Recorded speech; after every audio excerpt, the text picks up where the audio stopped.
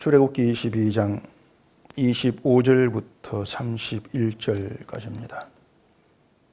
내가 만일 너와 함께한 내 백성 중에서 가난한 자에게 돈을 구워주면 너는 그에게 채권자 같이 하지 말며 이자를 받지 말 것이며, 내가 만일 이웃의 옷을 전당 잡거든 해가 지기 전에 그에게 돌려보내라.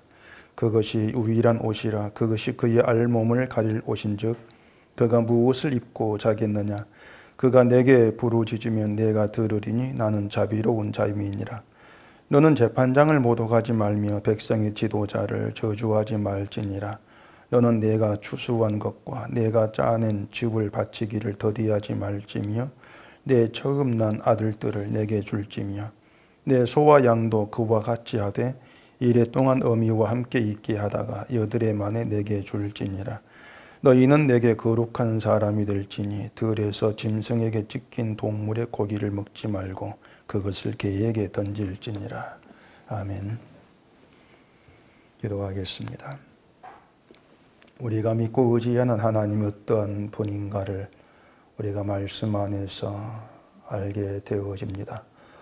오늘도 주신 말씀 가운데에서 하나님이 누구신가를 깨닫게 하시오며, 우리가 그 하나님의 어떤 은총 가운데 살고 있는 알게 하셔서 우리 삶 속에 하나님으로 인한 감사와 찬송이 있도록 해주시옵소서. 예수님 이름으로 기도합니다. 아멘. 우리가 평소에 살아가면서 아담이란 존재에 대해서는 거의 생각지 않고 삽니다. 아담이라고 한 존재는 우리에게는 멀리 있는 그러한 존재죠. 언제인지도 알 수 없는 창조 때 처음 인간, 그 아담, 우리가 인류의 조상 이렇게 얘기는 하고 있지만은 어쨌든 현재를 살아가는 우리와는 상관없는 존재다 이렇게 우리 생각하기 때문에 거의 잊어버리고 사는 것이 당연하다 이렇게 얘기할 수가 있을 거예요. 더군다나 우리에게 아담이란 존재는 처음 지음 받았다 이거 빼놓고는 어떤 위인도 아니고 또 영웅도 아닙니다. 오히려 하나님께서 먹지 말라고 한 선악과를 먹어서 세상에 죄가 들어오게 한 존재, 이렇게 우리에게 더 이제 각인되어 있다고 할 수가 있겠죠.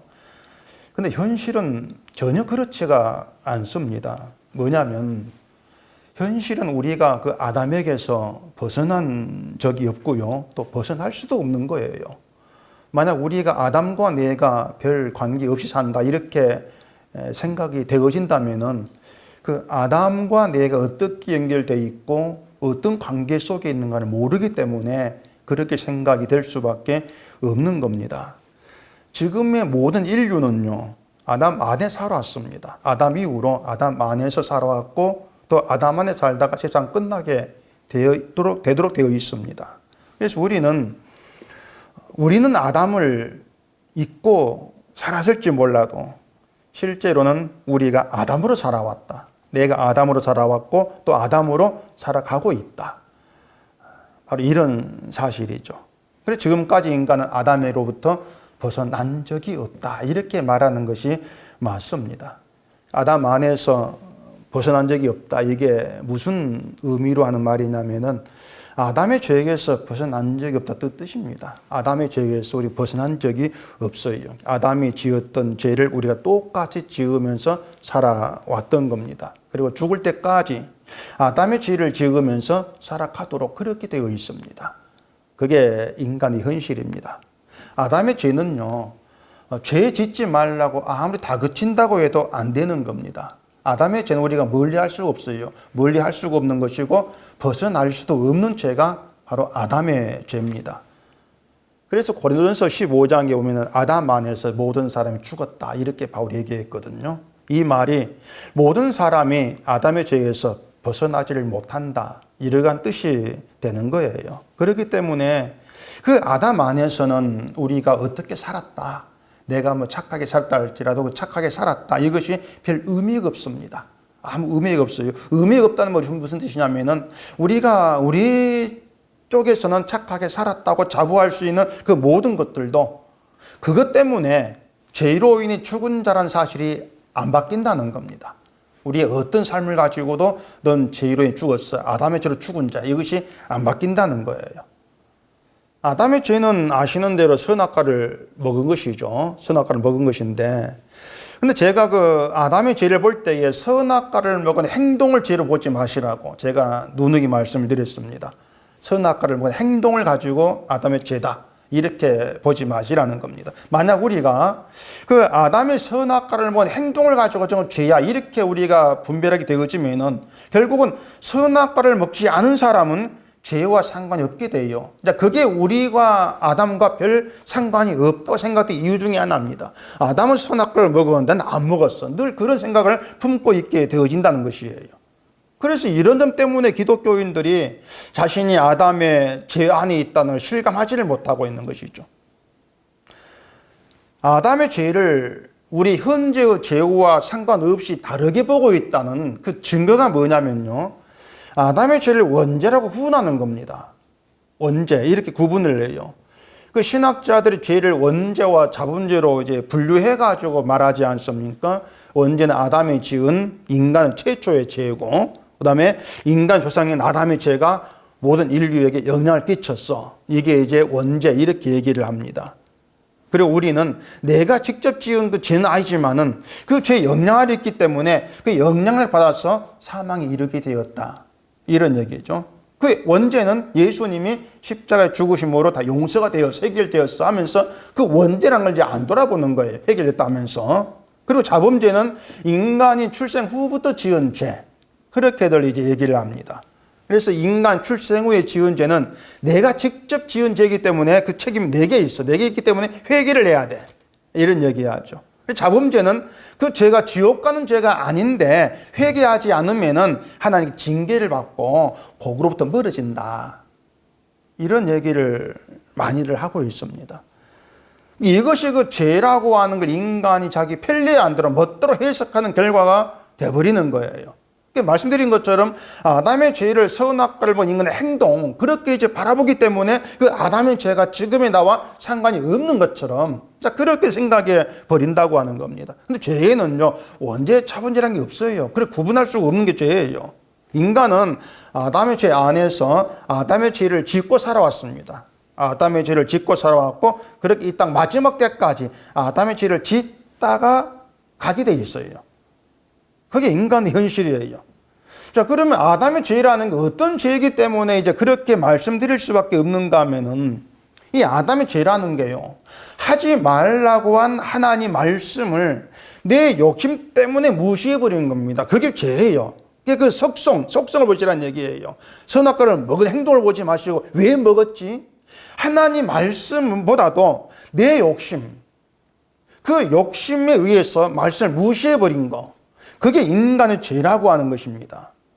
먹지 말라고 하는 말씀보다도 먹으면 네가 하나님같이 된다는 그 사탄의 말이 더 귀에 자기 욕망을 채우는 말이죠. 사탄의 말이. 그 말을 따라간 거예요. 지금도 우리가 그렇게 살고 있는 겁니다. 아담의 죄를 짓는다는 게 바로 그거예요. 내 욕망, 내 욕심, 나를 충족시키는 말을 따라가고 있는 것이에요. 그래서 아담의 죄를 벗어나지를 못한다, 그렇게 말씀을 드린 겁니다. 그리고 그 아담의 죄에서 벗어날 수 없는 인간의 현실을 실감하게 하는 것, 그게 이제 하나님 주신 법이에요. 자, 하나님 법이 있죠. 법이 일단 지키라는 것입니다. 지키라고 법을 주신다는 얘기예요.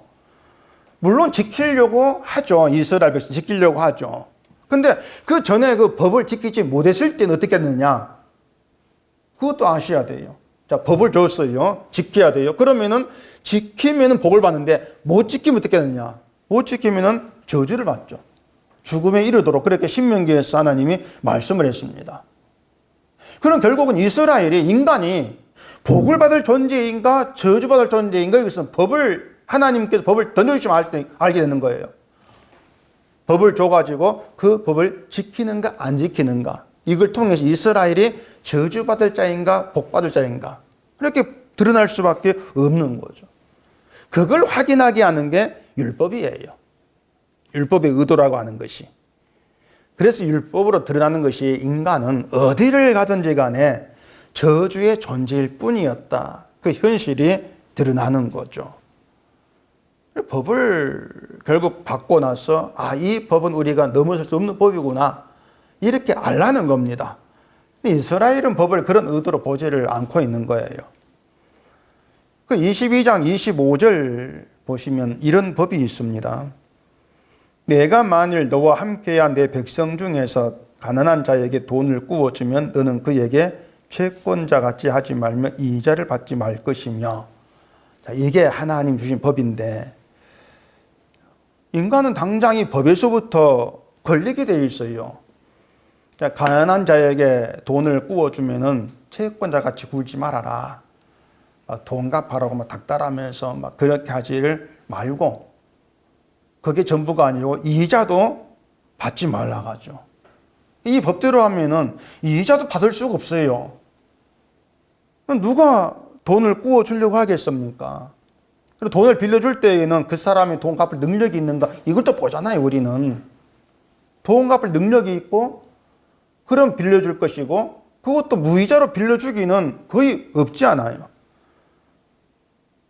더구나 갚을 능력이 없는 가난한 사람이라면은 돈을 빌려줘도 못 갚을 위험이 많은데 빌려주겠냐 말입니다. 결국에 내 손해, 내가 이렇게 돈을 빌려줘가지고 내게 주어질 그 손해, 이걸 생각하면은 그 말대로 못하는 거죠.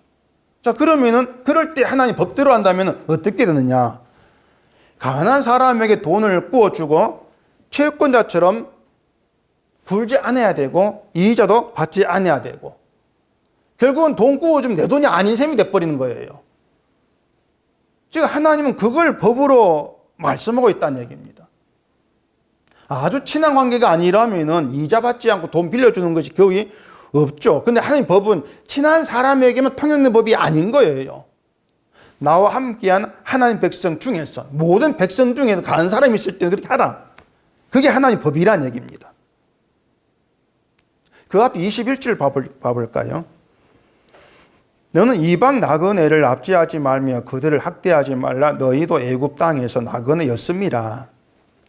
자, 이 법에 담긴 의도가 이겁니다.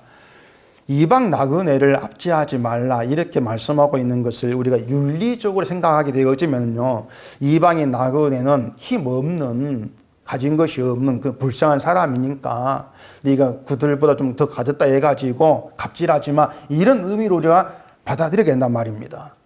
근데 하나님께서 말씀하시는 것은 너희도 애굽 땅에서 나그네였다, 이런 말을 덧붙이고 있어요. 이스라엘 애굽 땅에서 나그네였다면은 애굽 사람들에게 이스라엘 이방 나그네예요. 애굽 사람 볼 때 이스라엘 이방 나그네죠. 그렇게 애굽 땅에서 이방 나그네로 살면서 이스라엘 애굽 사람에게 학대를 받았습니다. 그게 그들의 예전의 삶이었죠. 근데 이스라엘이 이방 나그네를 학대한다면 그게 뭘 의미하냐 그 말입니다. 이방 나그네를 살면서 애굽 사람을 학대받은 그들이 오히려 이방 나그네를 학대한다, 이것은 과거를 잊어버렸다, 이런 의미라기보다도 애굽에서 나온 이스라엘이 애굽 사람과 똑같은 정신을 보이고 있는 셈이 되는 거예요. 이방 나그네 학대하는 것이 애굽 정신, 같은 정신을 보인다. 자, 그럼 하나님이 애굽에게 재앙을 내렸단 말이에요. 10가지 재앙을 내렸고 홍해에 애굽 사람을 다 몰살시켰습니다. 근데 이스라엘이 애굽과 똑같이 이방 나그네 학대한다면은 이방 사람과 동일하다 그 말입니다. 그럼 너희가 저주를 받아야 하지.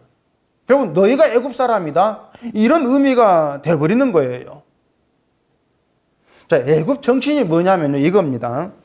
나에게 있는 건 내 것이라는 겁니다. 그게 애굽 정신이에요. 내게 있는 건 내 것이다. 자, 애굽에도 그들이 섬긴 신이 있습니다. 신이 있는데 애굽의 신이 뭐냐면은 그 신을 잘만 섬기면은 네 소유를 많게 해줄게. 여기 애굽 신이에요. 우상이죠. 날 잘만 섬기면 너에겐 소유를 내가 많게 해줄게. 그게 우상 본질이란 말이에요. 자, 내 소유를 많게 해주는 것을 복이라고 하면서 그런 복을 내려주는 신을 섬기는 게 우상을 섬기는 거라고 말입니다. 그렇기 때문에 그런 신을 섬기는 사람에게는 내게 있는 건 다 내 것이에요. 내가 신을 잘 섬겨가 내가 받은 복이 내 것이야. 그리고 내 것이 많을수록 힘 있는 자가 되는 것이죠. 그런 점에서 애굽은 이스라엘보다 가진 것이 더 많다는 것으로 이스라엘 학대를 했단 말입니다. 이스라엘 너희는 우리보다 가진 것이 없는 약한 자, 학대한 것이죠. 그런데 이스라엘이 이방 나그네를 학대한다면 그게 뭘 의미하겠냐 그 말이에요. 자기들 힘 있는 대로 간주하는 그 뜻이죠. 그걸 바꾸고 말하면은 자기에게 있는 걸 자기 것으로 간주하는 그 뜻입니다. 내게 있는 걸 내 것을 여기기 때문에 이방 나그네를 약한 자 하면서 학대하는 애굽 정신이 나와지는 것이죠. 그러니까 애굽 정신이 뭐냐면 내게 있는 건 내 것. 그게 애굽 정신이에요. 내게 있는 건 내 것이다. 내가 잘해가지고 내가 버려야 내 소유다. 그게 애굽 정신이죠. 그럼 반대로 이스라엘 정신이 뭐냐? 이스라엘 정신은 내 것이 없는 게 진짜 이스라엘 정신이에요. 내 것이라는 게 없는 게. 그러니까 이스라엘이 애굽의 땅에서 약속의 땅에서 그런 애굽 정신으로 살아가는 것을 확인한 방법 있게 하신 것이 바로 나그네와 과부와 고아였다는 것입니다. 자, 이스라엘 안에 과부 있게 하시고 나그네 있게 하시고 고아 있게 하십니다. 근데 이스라엘 그들을 학대한다면은 그걸 통해 증거된 게 뭐냐면은 아, 이스라엘은 자기에게 있는 걸 자기 것 여기는 손질이구나. 이렇게 드러날 수밖에 없는 거예요. 그래서 하나님 이어서 주신 법이 22절 나옵니다.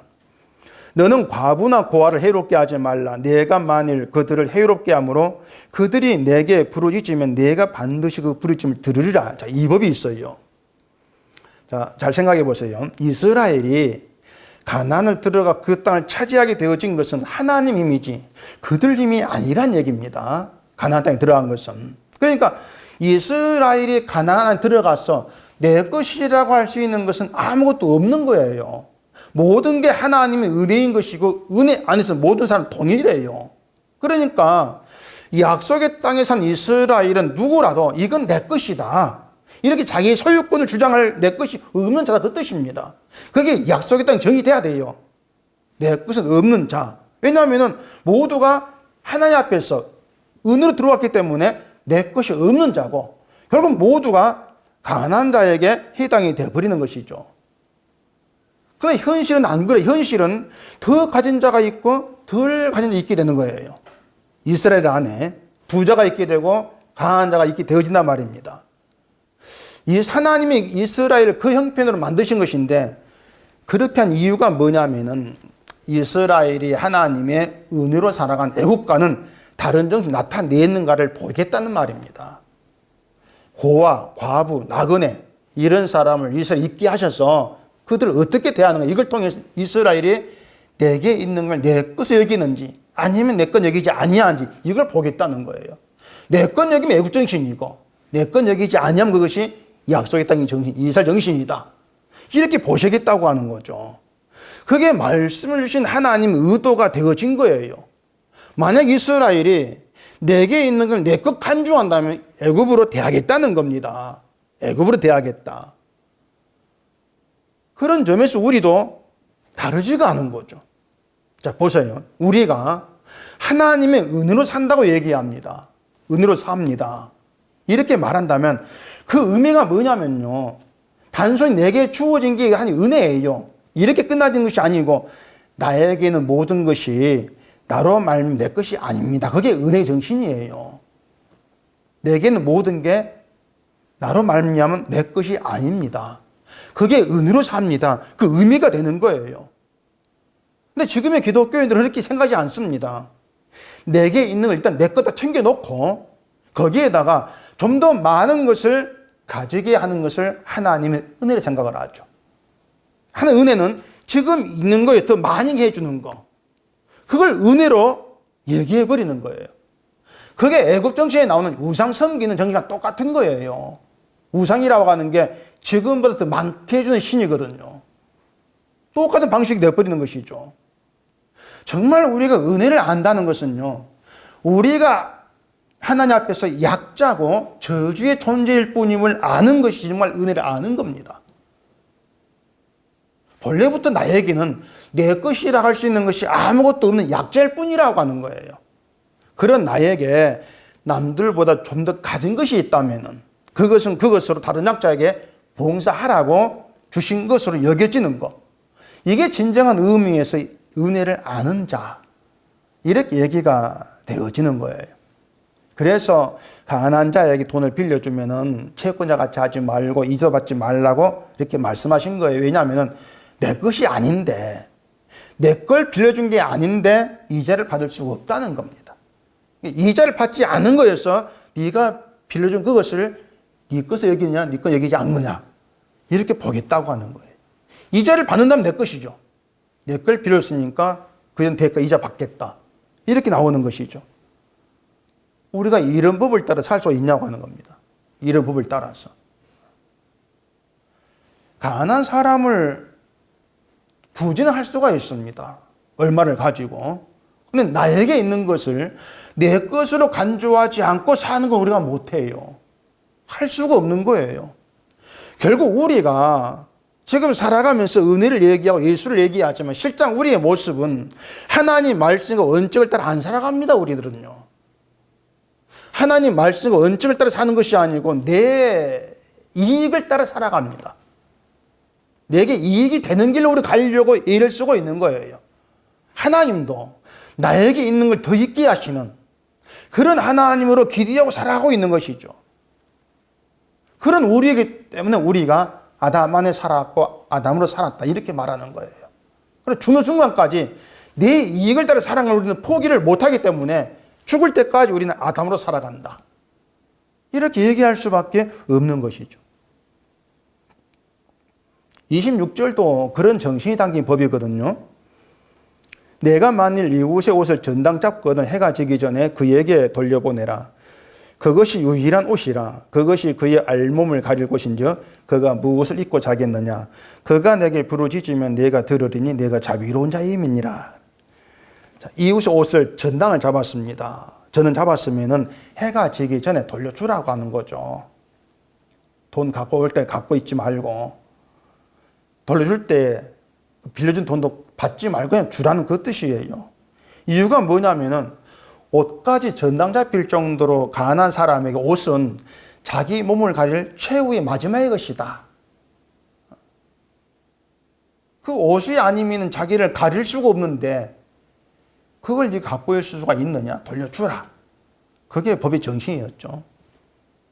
자, 이렇게 하나님은 이스라엘에게 옷까지 전당 잡힐 정도로 형편, 가난한 형편, 그런 사람이 있게 해서 이스라엘이 과연 하나님 법보다는 나의 손해를 보지 않고 내 이익을 얻는 그런 길로 가고 있다고 현실을 자꾸 드러내고 있는 거예요.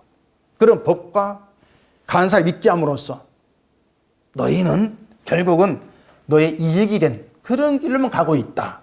그걸 보게 하시는 것이죠. 결국 이것으로 이스라엘도 아담 안에서 아담의 죄를 짓고 살아간 존재, 그렇게 증명되는 것이고, 말씀드린 것처럼 우리 역시 다르지 않다. 그렇게 증명이 되는 거예요. 이걸 우리가 따져보면요, 지금의 교회가 하나님 말씀을 지킨다고 하는 것이 얼마나 엉터리고 자기 편리주의적인가, 이걸 우리가 알 수가 있습니다. 지금 교회가 보면은 하나님 말씀을 지킨다고 한 것들이 다 자기 편에서 할 만한 것들이에요. 그걸 새로 만들어낸 것밖에 아니에요. 그리고 말씀 지키는 것도 그 목적도 자기를 위한 것이죠. 할 만한 걸 지켰어. 지키면 복 받는다. 그게 목적되어 있단 말입니다. 근데 오늘 같은 본문을 가지고 이대로 살아라 가면 누가 할 수 있겠습니까? 같은 교인이 돈 빌려줘도 이자 받지 마. 누가 그걸 지킬 수 있지 그 말이에요. 그 마태복음 5장 예수님이 내게 구한 자에게 주며 꾸고자 하니 거절하지 말라 이렇게 말씀했지 않습니까?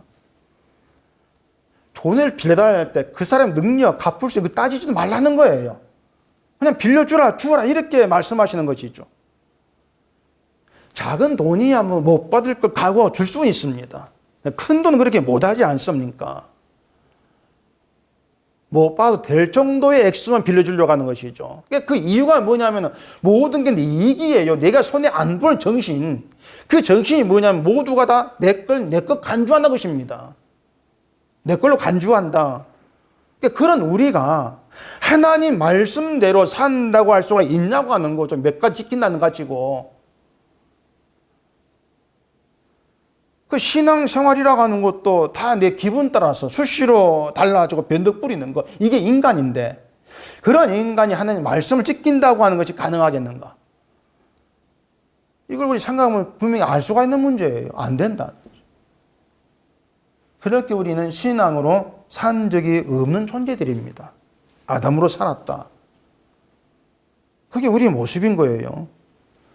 신앙으로 산 적이 없다는 것은요, 하나님의 아들에 대해서 관심 두지도 않고 사랑한 적도 없다. 그걸 얘기합니다. 우리가 스스로 아들을 사랑한 적이 없어요.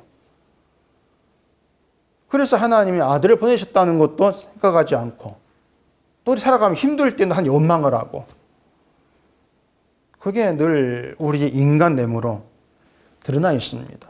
근데 그러면서도 내 자신이 하나님의 원수라는 걸 인정치를 아니한다는 얘기입니다. 신앙이 뭐냐면요, 말씀을 따라 살아라. 그게 신앙이 아니고, 말씀을 따라 살지 못하고 아들을 사랑한 적도 없으면서 그런 자기를 하나의 원수로 생각지도 아니하는 것, 이게 신앙이 없는 거예요. 신앙이라고 하는 것은 말씀을 따라 살지 못한 내가 하나님 원수였구나, 원수를 살고 있구나, 이걸 인정하게 되어지는 거예요. 그게 신앙인 거예요. 신앙 기준이 밝아져야 돼요. 지금의 기독교에서 신앙은 내가 뭔가 하는 건데, 그게 뒤바뀌어져 가지고 내가 한다고 해야 몽땅 내 이익을 위한 거, 나는 결국 하나님의 원수된 데 지나지를 아니한다는 그런 나를 보게 되어지는 거, 거기에서 신앙이 시작이 되는 겁니다. 예수님이 십자가에서 흘리신 피가 누구 때문인가 하면은 그냥 내 때문에 이렇게 보지 마시고요, 하나님을 사랑치도 않고 예수를 사랑치도 않고 오히려 십자가 못 박은 자를 위해 흘린 피, 이렇게 보시는 게 옳은 겁니다. 예수님 원수된 자를 위해 흘린 피, 그 피를 우리가 믿는다고 합시다. 예수님 그 피를 흘리신 피를, 그 예수의 피를 믿는다는 건 무슨 뜻인가 하면은 사도 바울이 말처럼 비방자고 박해자고 폭행자의 내가 예수의 피의 은혜를 입었다는 거예요. 원수의 내가. 그게 피를 믿는 겁니다. 믿으면 그렇게 나와줘야 되는 거예요. 맹목적으로 막연하게 예수를 믿어, 십자가를 믿어, 이렇게 나올 것이 아니고, 그 예수의 피가 누구를 위해 흘린 피였는가, 이걸 따져 묻자는 얘기입니다. 그게 단지 나라가 했으니 그냥 나가 아니고 주님의 원수된 자, 박해자, 폭행자, 비방자였다. 그런 나를 위해 흘린 피의 은혜라면은 나는 예수님의 은혜를 입고 살고 궁유를 입은 대로 살아간다. 이렇게 나와줘야 돼요. 그게 진짜 믿음이라고 하는 거예요. 그래서 예수님의 십자가를 우리가 깊이 생각이 되어지, 그 의미를 우리가 알고 생각이 되어지면은요, 그 십자가 앞에서 내가 구원받아, 이게 나오는 것이 아니고 내가 저주하는 게 당연한 자다, 이렇게 나와지게 되어 있습니다. 저주가 당연한 게 나다. 그게 예수를 사랑하는 거예요. 저주가 당연한 나. 근데 그런 나에게 저주가 안 주어졌고 생명이 주어졌어. 그게 감사가 되어지는 게 예수를 사랑하는 거예요. 내가 사랑하는 게 아니고 성령으로 인해서 사랑하게 되어지는 것이죠. 그걸 믿음이라고 하는 거예요. 이런 믿음이 우리 있게 하기 위해서 하나님은 하나님 법으로 우리의 죄성을 드러내고 있다는 얘기입니다. 법을 가지고서 너희가 이런 존재들밖에 안 된다, 그걸 보게 하시는 거예요. 하나님의 은혜를 얘기하지만 믿음으로 산다고 얘기하면서도 날마다 그 말씀을 무시한 자로 살아가는 그 인간 실상을 법을 가지고 보게 만들어 내시는 것이죠. 그렇게 해서요, 지금까지 우리가 살아온 모든 것이 하나님의 자비였구나, 이걸 보게 하시는 겁니다. 내가 예수를 신은 잘면서가 아니고 하나님의 자비로 살아왔구나, 그 결론에 도달하게 만드시는 거예요. 그 자비가 뭔가 하면은 구원될 수 없는 나를 구원하셨다. 그게 자비입니다. 그것도 아들의 피를 값주고 구원하셨다. 그게 자비예요. 28절도 이런 법이 있죠. 너는 재판장을 모독하지 말며 백성의 지도자를 저주하지 말지니라. 자, 재판장 모독하지 말고 지도자를 저주하지 말라고 하는데, 이 재판장과 지도자는 하나님께서 이스라엘 세우신 자들입니다. 하나님이 세웠어요. 그 신명기 16장 18절에 그렇게 얘기해요. 거기 보면은 내 하나님 여호와께서 내게 주시는 각성에서 내 지파를 따라 재판장들과 지도자들을 둘 것이요 그들은 공의로 백성을 재판할 것이니라. 하나님이 이스라엘에게 지파를 따라서 재판장과 지도자를 세우라고 하죠.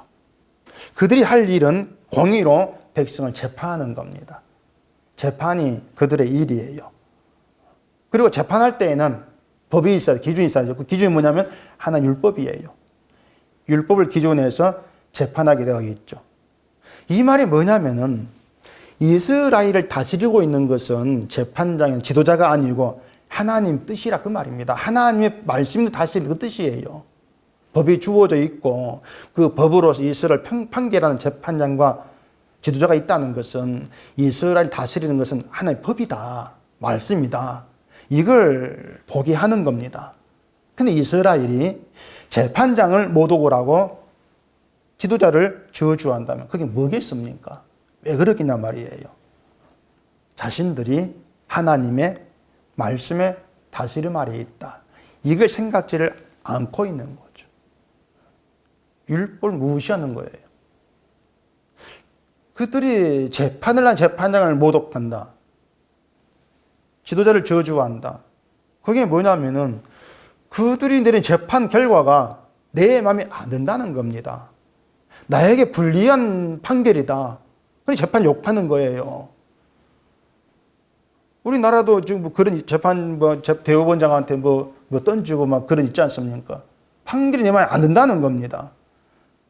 지도자가 하나님의 율법을 따라서 재판했다면 그건 하나님 판결이에요.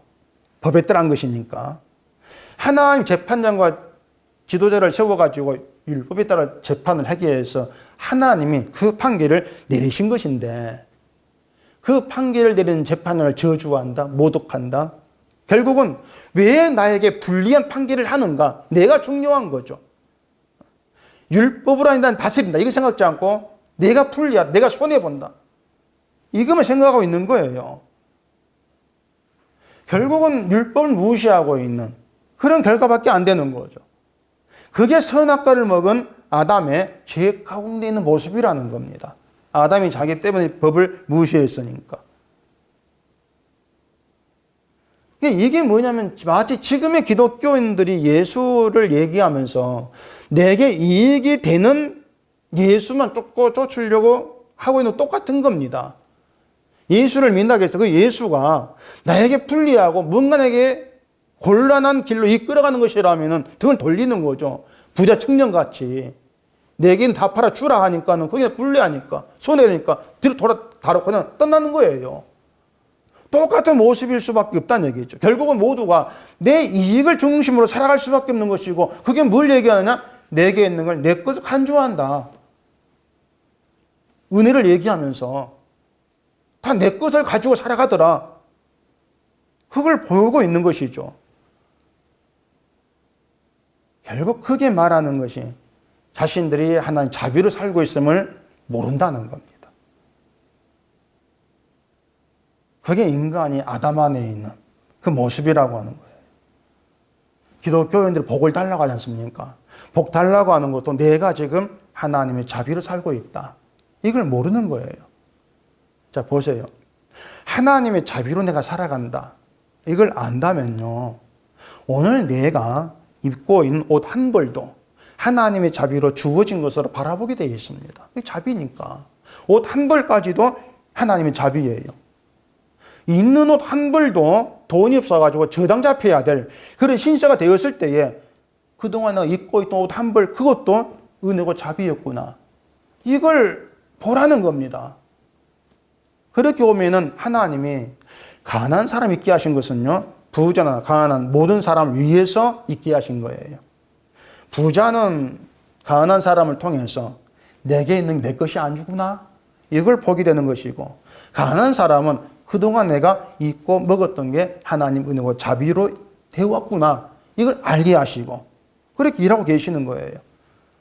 그렇게 하나님은요. 자기 백성을 어떤 신앙생활 잘하는 그런 백성으로 만들려고 하는 것이 아니고 하나님의 자비를 아는 자비 세계에 들어와 있는 그 백성됨으로 만들어내시려고 하는 겁니다. 그러면서 하나님의 자비에 감사하는 자, 그 나라를 세우려고 하시는 것이 하나님 뜻이 되는 거예요.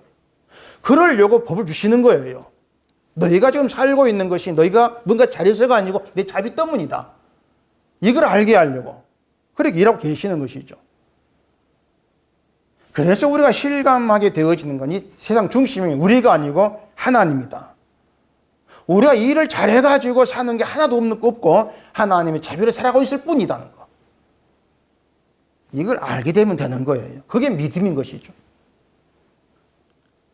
하나님의 자비로 사는 것을 뭐 잘 살고 못 살고 이걸로 저울질 못하는 것입니다. 왜냐하면요, 저주받을 존재가 예수의 피를 믿게 되었고 그것으로 생명에 속하게 되었기 때문에 그것만으로 모든 걸 다 누리게 된 거죠.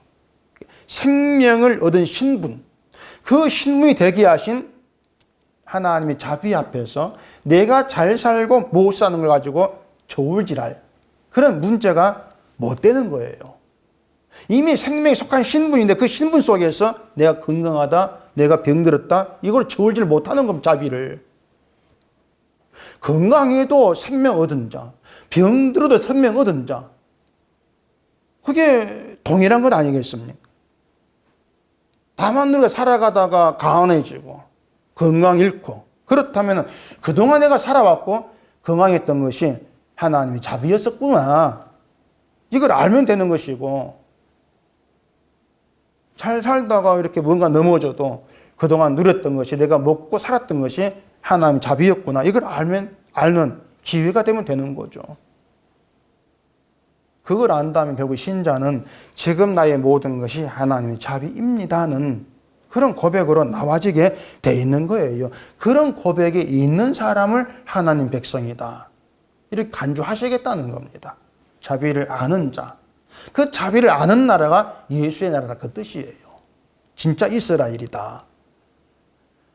그래서 하나님 백성으로 산다는 것은요, 뭐 신앙생활을 잘하고 못하고 이 문제를 의미하지를 않습니다. 우리가 신앙으로 사는 게 뭐냐면 이거예요. 내가 바로 아담처럼 하나님 말씀을 내 이익 때문에 무시하고요, 넘어선 존재다, 내가 그렇다, 이걸 깨닫고 내가 저주받을 죄인임을 놓치지를 않는 겁니다. 진심으로 자기가 죄인된 저주의 존재임을 알게 되어진다면은 지금까지 누려온 모든 것이 그 누릴 자격이 내게 없다는 걸 알아요. 저주의 존재인데 먹고 살 자격이 있냐, 그 말입니다. 없다는 것이에요. 다른 사람과 비교하면서 많이 누리는 거, 적게 누리는가, 이걸 생각할 필요 없게 되어지는 것이죠. 하나를 누린다 할지라도 그 하나까지라도 누릴 자격이 없는 게 나라는 걸 아는 대로 살아가는 거, 그게 진짜 신앙이에요. 이러한 신앙 안에서 현재 우리를 생각한다면은 지금 내가 뭐 잘 됐고 못 됐고 의미가 없어요. 왜냐하면은 내가 생각할 때에 일을 안 되었다 할지라도 현실은 은혜 안에 있는 거예요. 우리 신자로서 그 은혜를 우리가 생각할 수 있다면은 그게 하나님이 좀 귀한 은총 선물입니다. 은혜를 안다, 알았다, 이게 선물이고 은총이에요. 그러니까 우리가 신자로서 하나님께 받을 놀라운 선물이 그겁니다. 예수 그리스도 안에서 하나님 은혜를 내가 생각할 수가 있게 되어졌고 그 은혜로 인해서 감사할 수 있다. 그게 신자만 받을 수 있는 선물입니다. 은총의 선물이에요. 그 선물을 받은 자로 감사하는 자 되게 하기 위해서 우리를 하나님의 말씀 앞에 세우시는 겁니다. 말씀 앞에 세워서 우리가 어떤 존재인가를 보게 하면서 지금 내 현실이 내 힘으로 살아가는가, 자비로 살아가는가, 이걸 깨달아 알게 하는 겁니다. 말씀으로 내가 누구인가를 늘 깨닫게 하시면서 은혜와 자비의 세계, 예수 그리스도 안으로 우리를 데려가셔서 그 하나님 허락하신 은혜로 감사할 수 있는 사람 되게 하는 것, 그게 하나님 일하심이라는 것, 이걸 생각하시면서 늘 예수 안에서 놀라운 선물을 받은 대로 살아감에 대해서 감사할 수 있는 우리가 되기를 바랍니다. 기도하겠습니다. 아버지 하나님, 우리가 예수 그리스도 안에서 산다고 얘기하면서 늘 이 세상을 바라볼 때마다 예수 안의 은총과 은혜를 잊어버립니다. 나보다 많은 자들이 보이고 그들을 부러워하면서 우리가 받은 바 은혜를 놓쳐버리는 어리석은 자가 되지 않도록 우리를 말씀 앞에 세워주시고 저주받은 나로서 지금 나에게 주어진 은혜가 무엇인가를 깊이 깨달아 알아가며 하나님의 은혜와 자비로 감사할 수 있는 우리가 되게 하시옵소서. 예수님 이름으로 기도합니다. 아멘.